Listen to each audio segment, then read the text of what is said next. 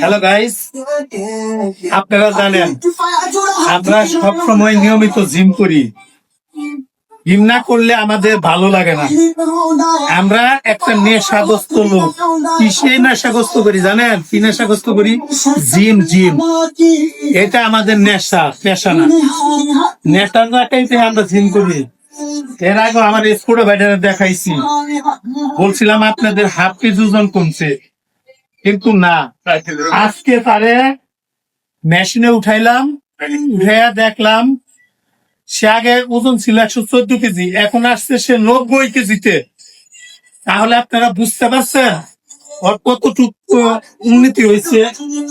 90 কেজিতে চলে আসছে 114 কেজি থেকে। আর এই যে ও আরেকটা ছোট ভাই, ও ছিল মোটামুটি 95 থেকে 97 কেজি ওজন, এখন সে 82 নিচে চলে আসছে। সুপ্রিয় দর্শক মন্ডলী, আপনাদের কি আমাদের ভিডিও ভালো লাগে না বলেন? যদি ভালো না লাগে তাহলে আমাদের কমেন্ট করে জানাবেন। আর এই যে একজন দেখতেছেন দাদা, সে ওয়েট কত কেজি ছিল জানেন? কত কেজি ছিলেন ভাই আপনি বলেন তো? 97 কেজি ছিলেন। কতদিন ধরে জিমে ভর্তি হয়েছেন আপনি? বিকিনার একদম 7 দিন। তো জাস্ট 7 দিন। 7 দিনের মধ্যে সে তারপরে অনেকটা সুস্থতা বোধ